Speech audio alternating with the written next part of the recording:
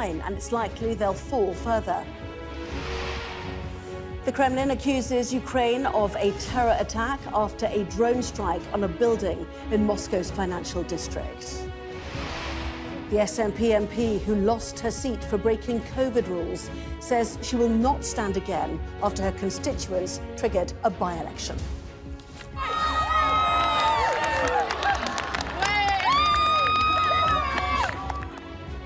6-1 celebration. The Lionesses have the best possible end to round one of the World Cup with a big win against China. We look at what's next for England.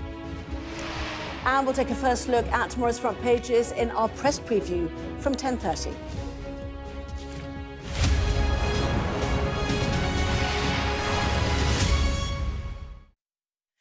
Hello, good evening. We start with breaking news tonight, and Donald Trump says he has been indicted for his efforts to overturn the 2020 US election.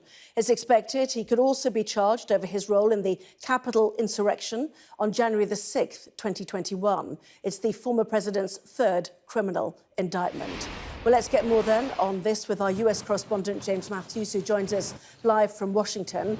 Bring us up to date, James. Donald Trump expecting that news of that indictment around now. Yeah, and this is a single source story, Anna, that source being Donald Trump himself.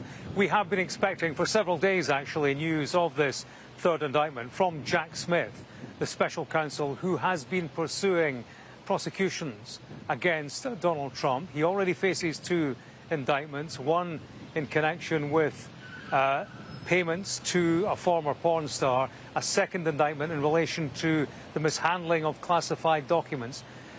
Indictment number 3, if and when it comes, relates to January the 6th, 2021, this corner of Washington, D.C., when thousands descended on the nation's capital and stormed the U.S. Capitol building, the seat of power. This was an attempt to steal an election, to undercut the will of the people who had voted for Joe Biden in that 2020 election. And this indictment will contain details of what prosecutors saw as Donald Trump's role in the bigger picture. He wasn't in the building, he didn't riot on the day, but there were meetings. He tweeted, he spoke from a podium, phrases like "fight like hell, otherwise you won't have a country anymore." So they are looking at the part that he played in what transpired on the 6th of January, the insurrection. He was given a target letter 2 weeks ago today. He received a so-called target letter. That essentially means that an indictment is in the post, and that was a letter from the prosecutor-in-chief. The kind of legal territory they are looking at, according to that letter, was the deprivation of civil rights, stopping people voting, stopping them voting the way they wanted to, conspiracy to defraud the United States, and also the tampering with a witness. So that's the kind of territory, the headline territory. We should learn more in the indictment if and when it comes out. We're expecting Jack Smith to make that statement. But again, Anna, it's only Donald Trump's word that we had for that. But let's not mistake the gravity of this situation and these potential charges. Nothing less than a sitting president trying to steal an election to overwhelm the will of the people. A very significant moment, as you say, only from Donald Trump. Donald Trump's team preparing for a potential indictment then in the special counsel's election interference case. James, stand by. Come back to you, of course, as soon as we hear further details of that. Now, hundreds of thousands of people arrive in the UK every year on student visas. But Sky News has been speaking to the people who overstay their visas, living and working cash in hand to survive. The government has admitted that it doesn't know how many people are living in the UK after their visa has expired. So let's take a look at what we do know then. The latest data is in the year up to March 2020, which show us 1.9 million visas expired. There was no record for the departure of just over 83,000 people whose work, study or family visa ended in that period. More than 7,000 of those people were in the UK on study visas. Our communities correspondent Lisa Holland has tonight's story. More than 1 million people, including their families, have come to the UK on foreign student visas since January 2021. Not everyone goes home when their visa expires, including Danabal from India. Was it always your intention that you wouldn't actually be a student? It was just a way of getting a visa? This is the only reason for that. I just want to save my life. But you didn't ever plan to be a student? No. Determined to get to the UK and stay, Danabal says his politics got him into trouble with the Indian police, so he paid an agency there £7,000 to arrange a university place in Britain. He ended up on a course in the north of England, but says he only stayed a month. I just thought that, okay, this is the only way I can get through, but I didn't know about other options, so that's why I just used this. We've met Danabal in Sheffield, but he moves around the country, his life undocumented, relying on cash-in-hand jobs to survive because his student visa has expired. I'm doing garden cleaning today. Garden cleaning? Yeah. And do they pay you? No, they didn't pay me. They left this class today. This is another visa overstayer, Suresh, also from India. He says he's been given clothes for doing someone's garden in London. He says he didn't even start his course in Wales. He spent 7 years just existing like this since his student visa ran out. I don't want to continue studies. I don't want to go college. So that's why, actually, I tried many countries, not only UK. So suddenly I got visa from UK, so that's why I came. The body which represents universities in the UK says targets set by the government for course completion and enrolment by international students are currently being met. Most students who finish their studies go home, but it's been 3 years since the last data was released on those who overstay their visas. In the year to March 2020, thousands of students were among the 83,000 people who came on work, student, tourist and family visas with no record of leaving Britain. We asked the Home Office for more up-to-date figures, but they said none are available, which means we have no way of knowing exactly how many people came to the UK over the last 3 years on these kinds of visas and failed to leave the country when their visa expired. But in East London, an insight into the scale of visa overstayers from those being asked for help. It is a significant problem at this moment. Immigration solicitor Vasuki Murahathas says calls are up 50% over the past 12 months, and she has a damning indictment of the mechanisms in place to find and send overstayers back.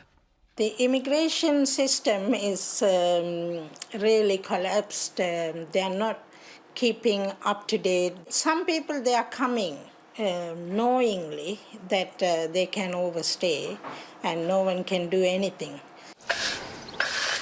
The Home Office has warned those who overstay they have no right to remain and says they should be in no doubt of the government's determination to remove them. Lisa Holland, Sky News. Well, our chief political correspondent John Craig joins us now. The Prime Minister has made tackling immigration, John, top of his list of issues, but tracking overstayers seems to be eluding them. Well, the government claims to have taken some action on this problem already, particularly those who claim to be students. Back towards the end of May, the Home Secretary, Suella Braverman, made a statement to the Commons in which she announced 6 measures to try and tackle this type of problem. Now, that included clamping down on dependents coming here, saying they can't unless they're on a proper research course. Also, stopping students from switching to work visas from student visas, and perhaps most importantly, clamping down on what the government calls unscrupulous education agents who may be supporting inappropriate applications to sell immigration, not education, and also tougher enforcement measures. Those are going to take some time to come into effect, though, hence the real seriousness of this problem. And as for illegal migration, the Stop the Boats campaign of the Prime Minister, well, there are new figures from the Home Office here, setting a new record. 3,299 came into by small boats illegally across the Channel during July. 63 boats, an average of 52 people per boat. That's the highest number of people per boat average since 2018, when records began. And as if that's not bad enough, the saga of the Bibby Stockholm barge goes on. Again, the Home Office has been forced to admit it's not ready to to take any migrants. This time they're saying it's not fire checks. Remember that claim that it was a floating Grenfell earlier this week? Well, this time it's health and safety rules have not been fully passed, and there's not a certificate from the Health and Safety Executive. So problem after problem for the Home Secretary as she tries to clamp down on migration. John, thank you. Russia has blamed Ukraine for a second drone strike in as many days on Moscow. The Russian military claimed air defences shot down several drones across the city, but one device was able to hit the same apartment building that had previously been struck. And today, Beijing says it will limit the export of some drones due to the increasing risk that they are being used for non-peaceful purposes. Sky's international correspondent John Sparks has more. One more attack on the Russian capital, one more strike on the centre of power. President Putin can no longer shelter the people of Moscow from the realities of war. The scene is beginning to look routine. Streets closed, residents looking skyward after a building in Moscow is hit by a drone. The 21st floor of this tower in the Moscow city development was struck overnight, although the Russian military said their air defences had thrown it off course. But that seems unlikely. It was the second time this building, containing government offices, was struck in 48 hours.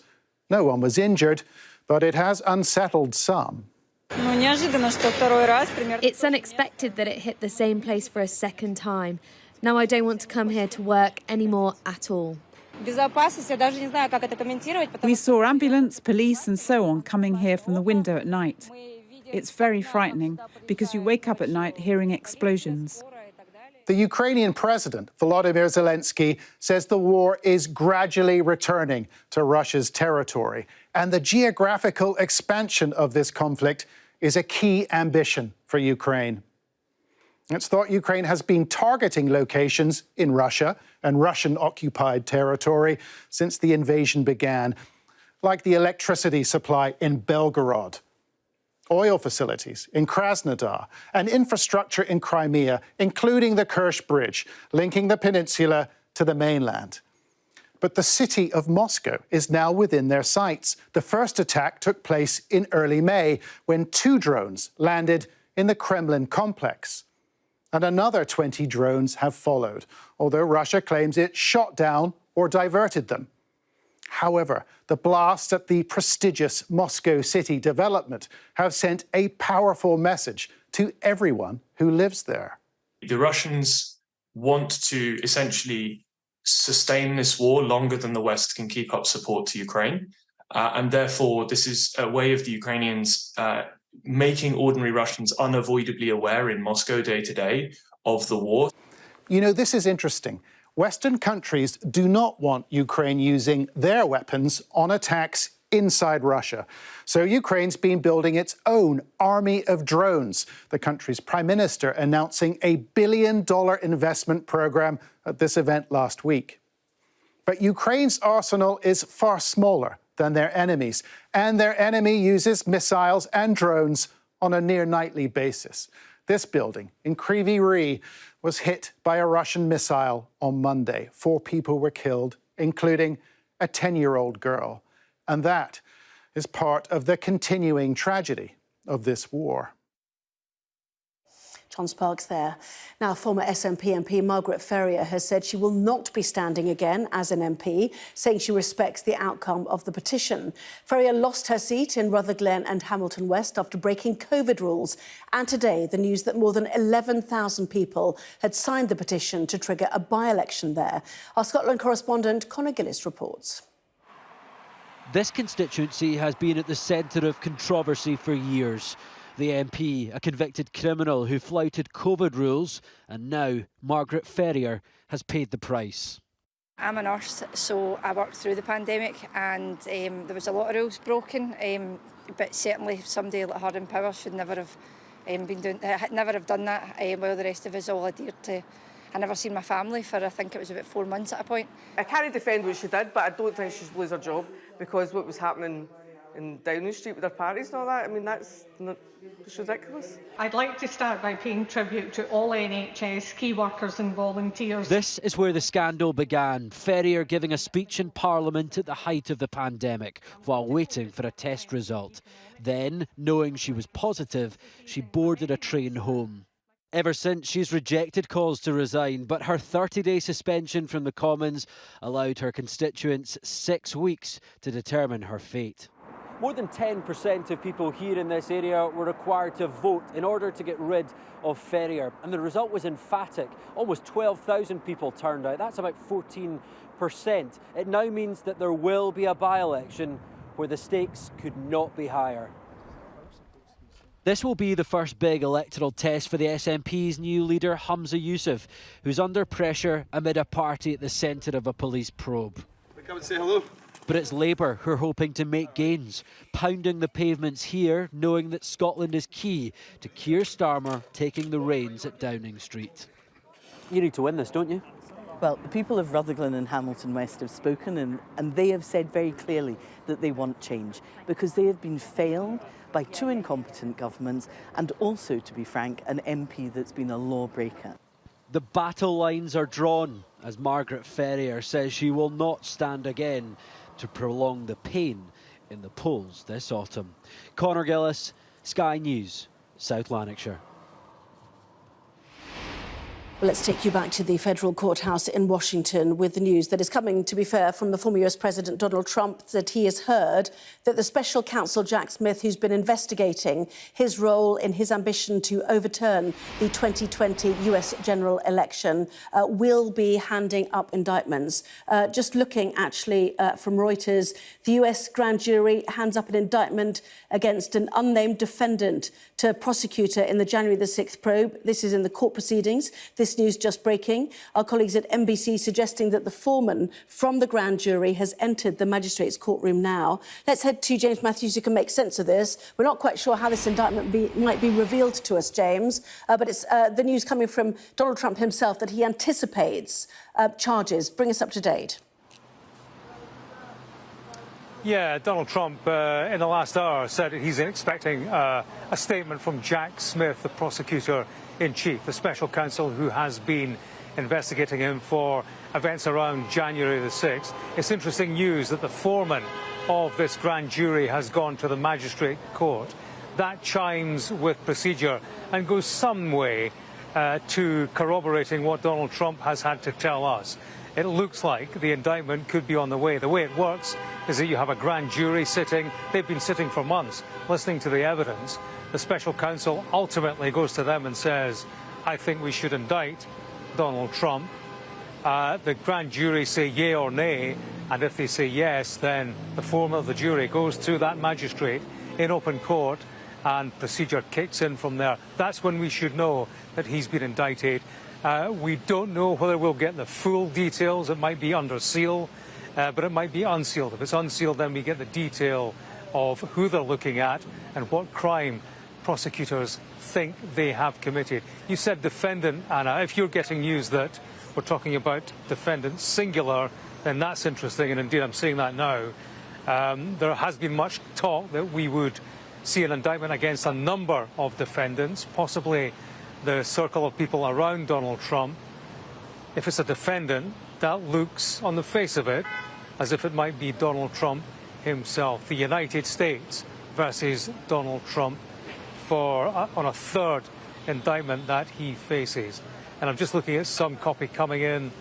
It's returned a sealed indictment against an unnamed individual. Prosecutor Molly Gaston didn't say the name or the initials of the individual indicted, but the foreman of the federal grand jury was present in the courtroom. The government requested the indictment be filed under seal, kept secret for now at least, and a summons be issued to the unnamed defendant. That request was granted by the magistrate judge Moxila Upadhyaya, and this comes as Donald Trump says he expects to be indicted by Smith. So it's moving. Incrementally, Anna, it's moving, but it looks as if we will see that third indictment served on Donald Trump imminently. Yes, incrementally, as you say, James. An unnamed defendant, under seal, so we wait to hear more. In the meantime, Donald Trump is raging on Truth Social, calling Joe Biden crooked and mired in scandal, the special counsel, Jack Smith, deranged. He's clearly absolutely furious about the state of play. Yeah, not for the first time. It's a familiar refrain that we have heard from Donald Trump, haven't we? And this clearly is his effort to frame the narrative the way he wants it. And it's been successful. He has this body of support that grows. He enjoys a spike in the opinion polls when an indictment has been served. He enjoys a spike in fundraising. So, you know, there is a Trump base that is locked in to supporting him and to that narrative that he is a victim of a political witch hunt, a weaponized justice system. That's why we are seeing Donald Trump being very busy on his Truth Social media account and essentially extending that narrative that he's at the center of a stitch-up. Politically, it has worked for him so far. Politically, he needs it to work for him in future. Remember, he's running to be president. He's running in the November 2024 elections, and he will want to delay court proceedings against him. He will want to get to that finishing line of November 24. Should he win the election, he might be in a position, indeed he will be in a position, to exert the influence of the Oval Office, to sack the prosecutors pursuing him, to pardon himself, to give himself a presidential pardon, although that might be subject to legal challenge. So that's the Donald Trump game plan, I imagine, and certainly he has that body of political support to carry with him. A poll out today in the New York Times showing that in a head-to-head against Joe Biden, they are neck and neck. So not for the first time, Democrats are standing back, rubbing their hands for the spectacle of a president, a former president, being prosecuted for an insurrection, essentially, and his part in that insurrection. One might imagine it would work badly for Trump, but so far it's working well enough from his perspective. James, thanks very much indeed. Let's bring in Martha Kellner now. And as we were hearing there from James, Martha, all of these court cases coming as Donald Trump is crushing his opponents. All those big names, DeSantis, Haley, Christie, Pence. You know, he's got well over 50% of polling in his ambition to be a Republican nominee, despite questions now about his campaign funding, the costs of all of these court actions. You know, at the moment, this is not denting his appeal amongst his base. No, but it is one massive almighty mess. As of yet, we still have only that it's an unnamed individual who's being served with that indictment. But the natural conclusion is that it is Donald Trump. And just to underline what James has been saying there about the gravity of this situation, this would be the third indictment that Donald Trump has been served with. He, of course, faces those state-level charges in relation to hush money payments made to the porn star Stormy Daniels in the run-up to the 2016 election.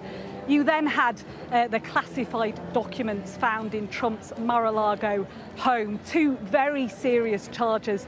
Of course, investigators in that Mar-a-Lago case said he threatened with those classified documents undermining national security of the United States. So not to diminish the severity of those charges, but this is a whole different ballgame.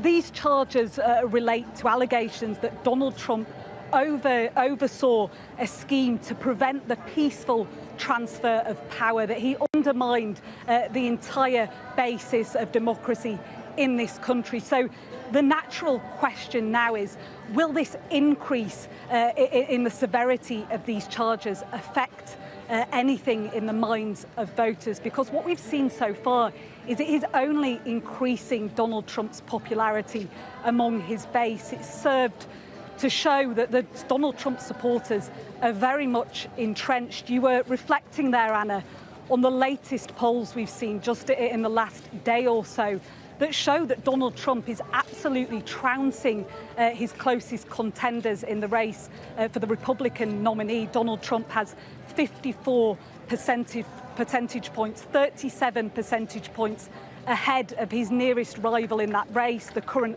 Florida Governor Ron DeSantis.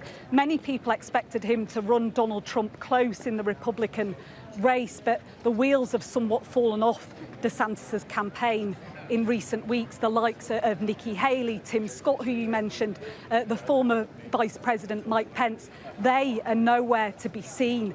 And what we're witnessing now, and we've not yet got confirmation, of course, that Donald Trump is facing this second federal indictment, this third indictment in total. But what we're seeing is him already trying to work this in his favour. We've seen him calling on his Truth Social platform the prosecutor in this case, Jack Smith, deranged. He's again framing this as a politically motivated witch hunt, and in many ways this may work to his advantage because he's able to lump all these various court cases in as one, and he's able to rally his supporters around his cause. And we're seeing his polling increasing in that race for the Republican nominee. We're seeing the figures for his campaign donations only going up. So it does seem like he will be the man that represents the Republican Party in the race for the White House.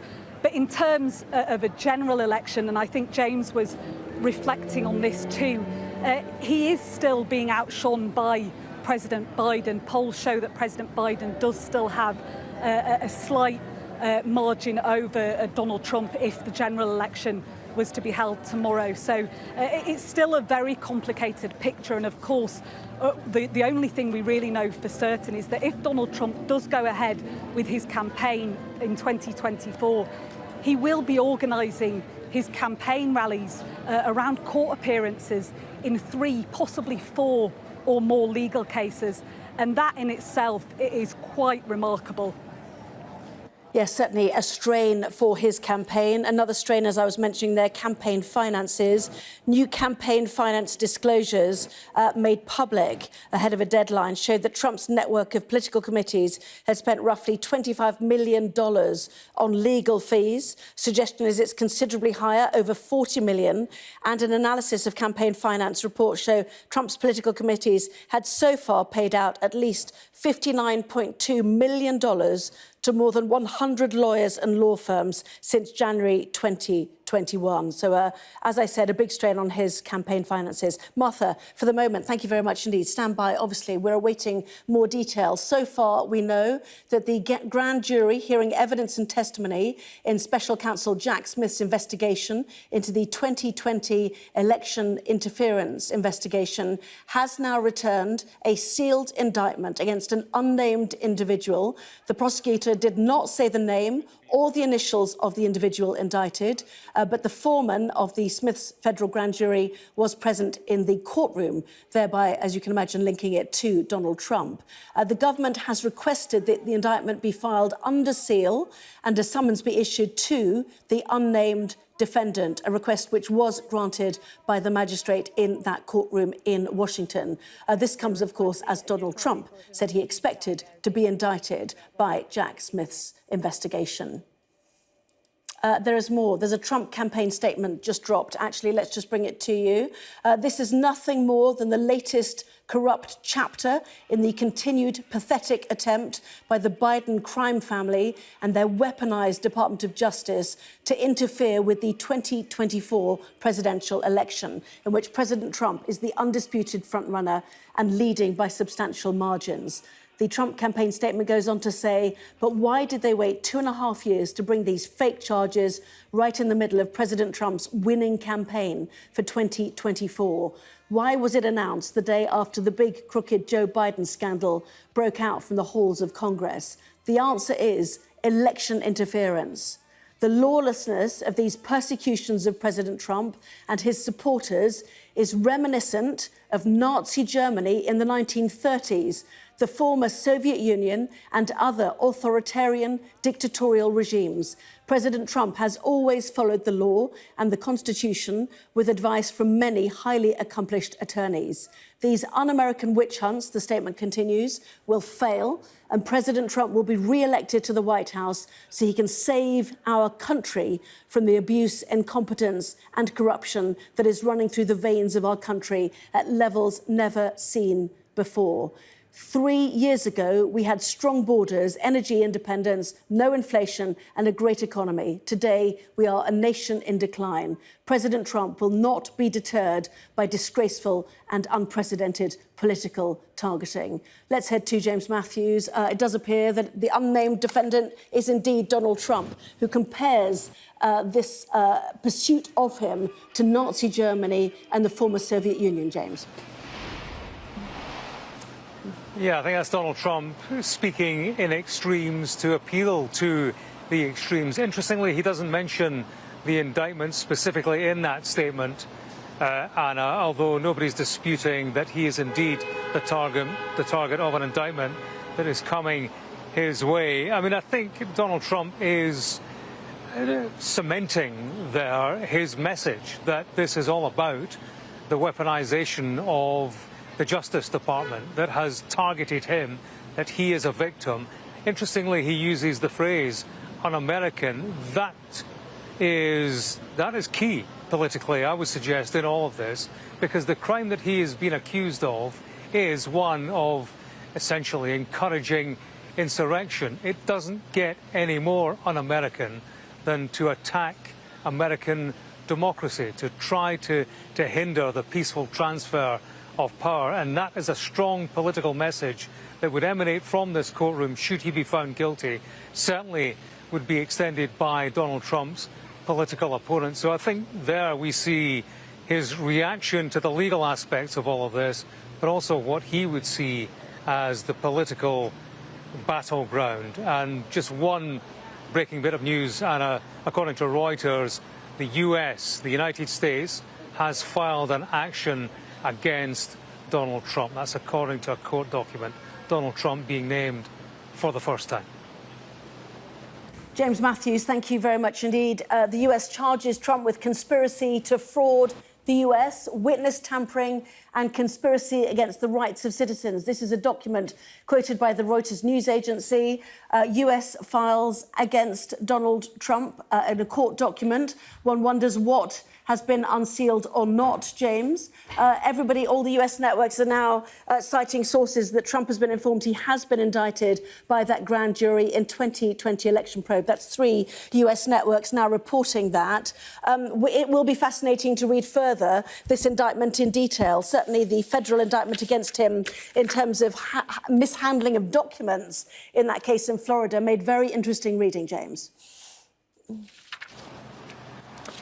Yeah, and you know what, this is according to Reuters, what we're getting here, talking about the legal territory on which prosecutors are laying charges. And unsurprisingly, actually, this is pretty much the contents of that target letter that Donald Trump received a couple of weeks ago.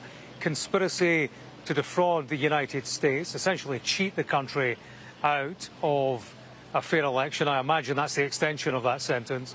Witness tampering.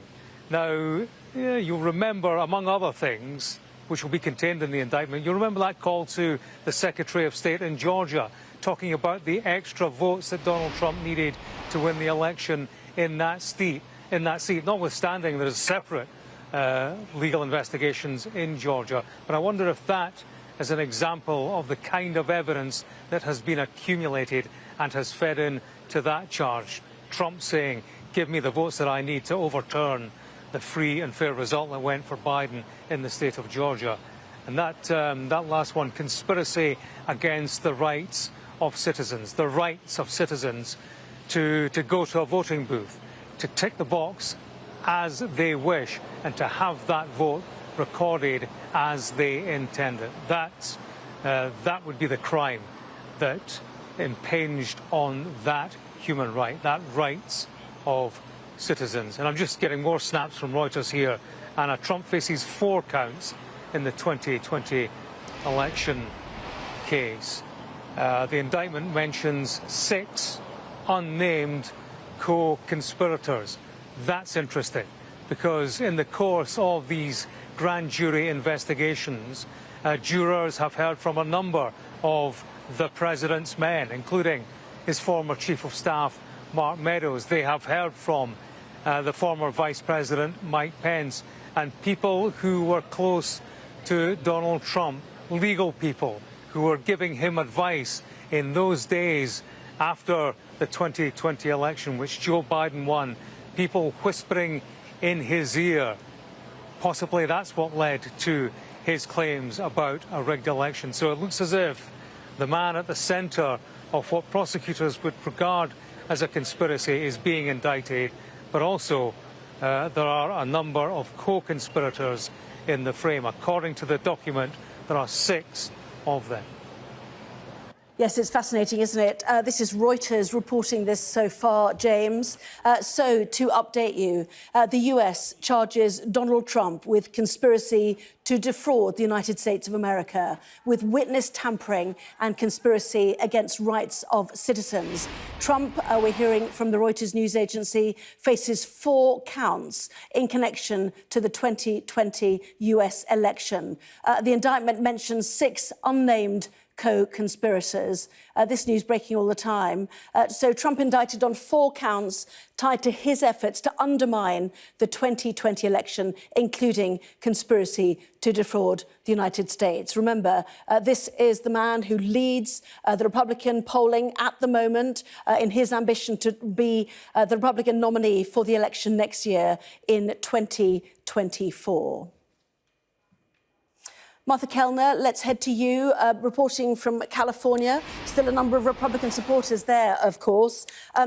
Gradually getting information via the Reuters news agency of what might be in this, so far, sealed document.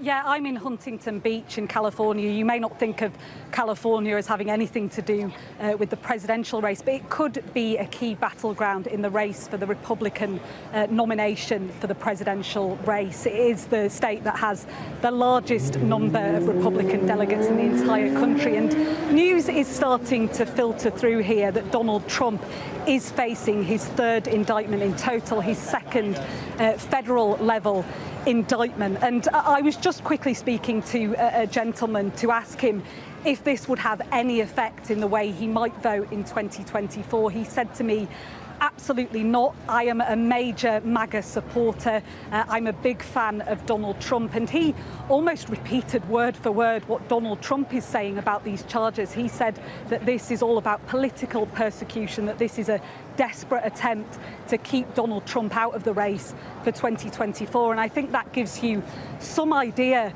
of how entrenched Donald Trump's supporters are and just how polarised this country is, that even as Donald Trump faces these incredibly serious charges, his supporters seem unaffected. Martha, thank you very much indeed. Let's head back to James Matthews outside that courthouse. It appears this document has been unsealed. Am I right, James? I'm also hearing that Trump has been summoned to appear in the federal courthouse on August the 3rd at 4 p.m. local time, according to the Justice Department. All right, well, in a couple of days on this very spot at the end of Constitution Avenue, and within sight of the Capitol building, the US seat of power that was the centre of that attempted insurrection. I can read you some of the indictment, which I have in front of me, and stop me if it goes on too long. There are several pages to it, but I think it bears just reading some of the top part, because it does flesh out some of the detail. Defendant Donald Trump, 45th President of the United States, despite having lost the election, he was determined to remain in power. So for more than 2 months following the election day, he spread lies that there had been outcome determinative fraud in the election and that he had actually won, it says.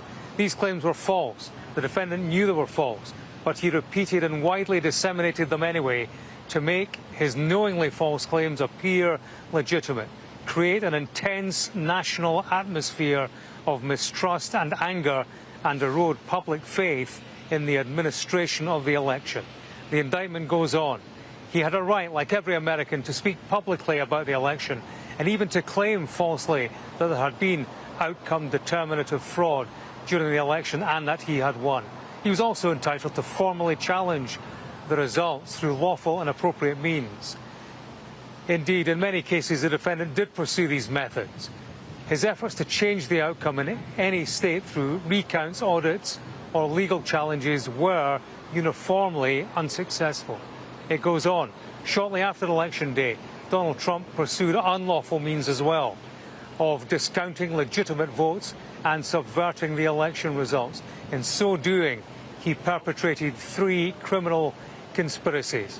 One, to defraud the United States by using dishonesty, fraud and deceit to impair, obstruct and defeat the lawful federal government function.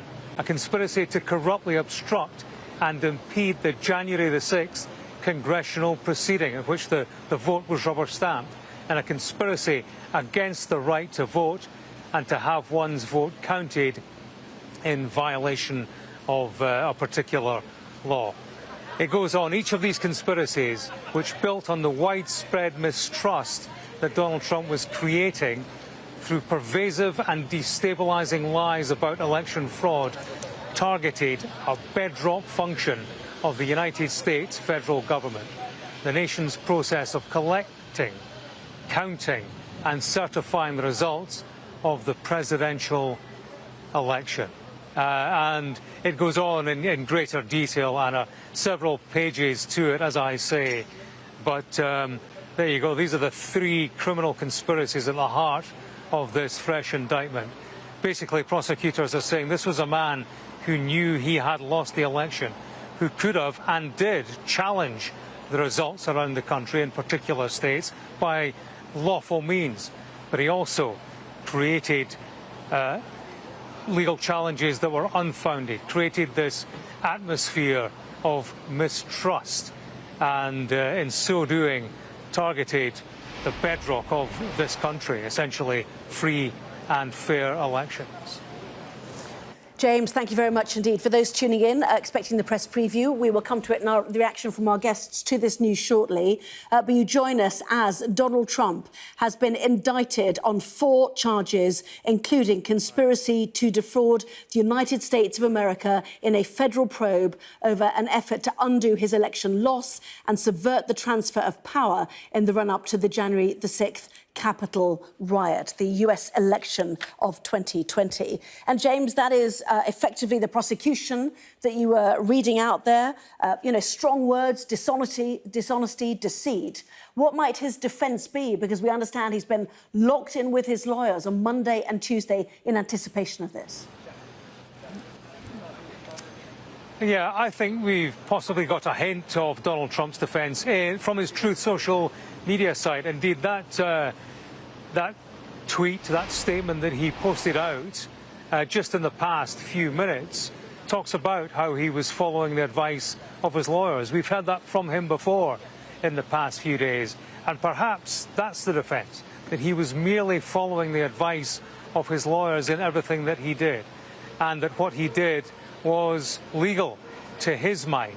Perhaps it is the Donald Trump defence, the defence of the misguided innocent in all of this, and a man who's pointing the finger at his lawyers and at the legal advice he was given. So perhaps that is the makings of a defence, but also as a possible defence and a possible weakness, maybe, Anna, in this prosecution around the First Amendment, the right to free speech, the right to say things like, you have to fight like hell, otherwise you won't have a country anymore.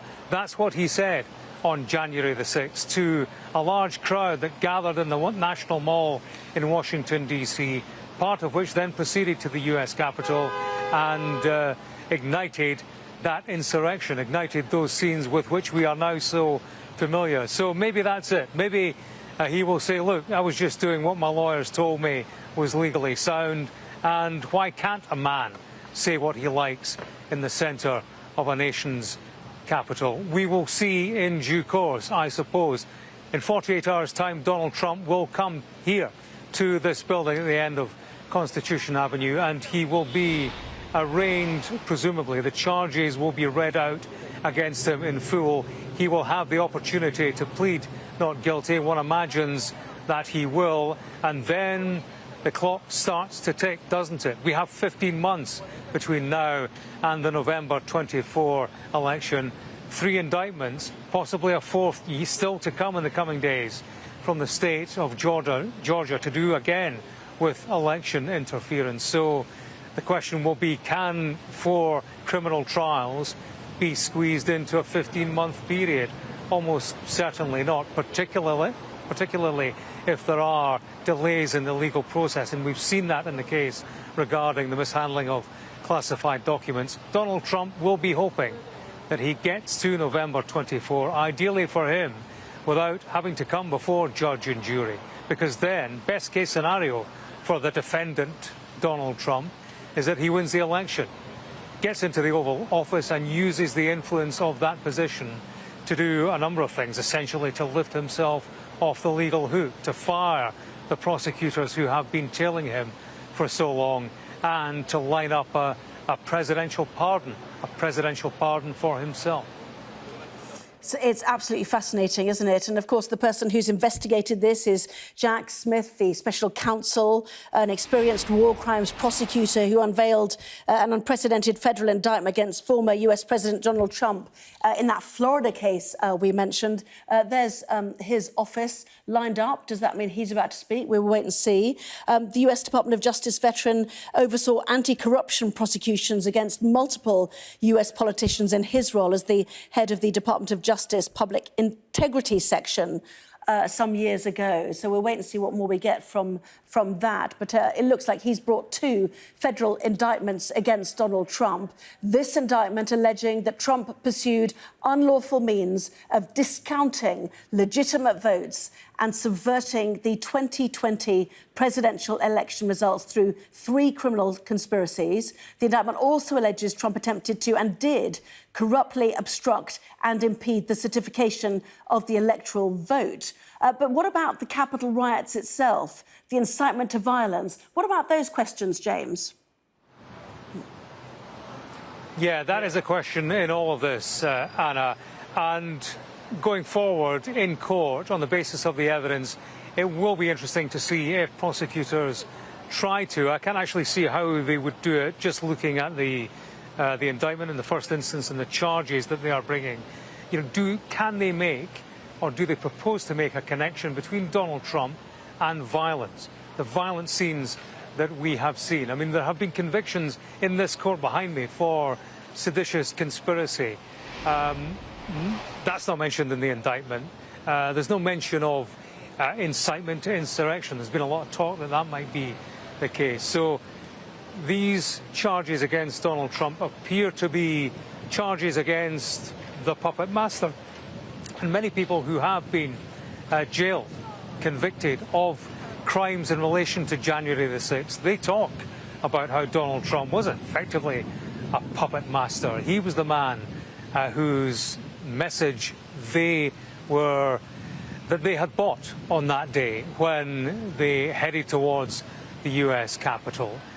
He was the man who was at the center of a movement that day, a political movement turned violent mob. And they have been streaming through this court over the past months and years.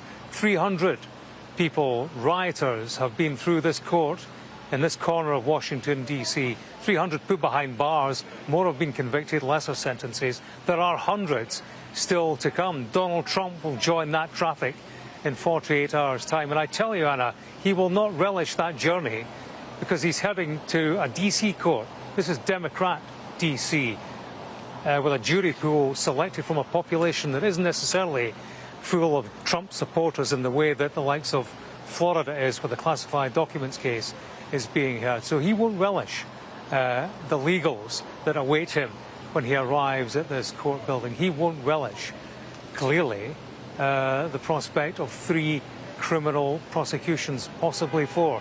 But he is trying to engineer them to his political advantage.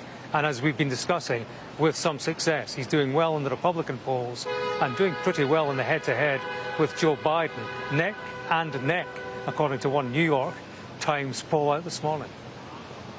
Yes, polling 54% amongst Republican voters, it seems, way ahead of Ron DeSantis. James, for the moment, thank you very much indeed. I'll let you delve through the indictment itself. I've got it in front of me as well, some 45 pages of it. It comes to something when you read United States of America versus Donald J. Trump defendant. News conference, we are being told, by the special counsel Jack Smith at 11 o'clock, so in a few minutes' time.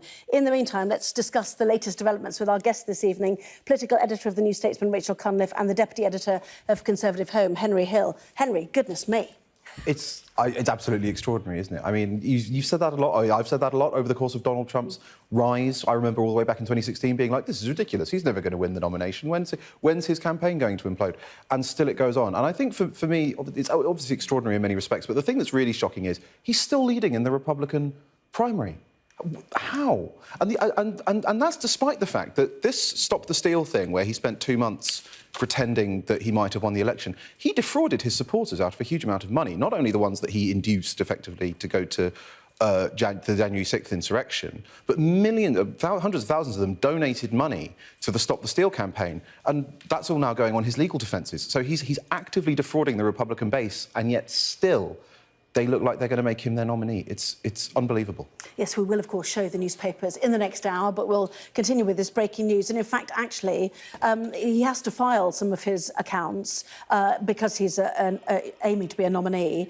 And an analysis of campaign finance shows Trump's political committees have so far paid out very nearly $60 million to more than 100 lawyers and law firms since January 2021, when, of course, that mob of his supporters stormed the US Capitol and people died. Let's remember that.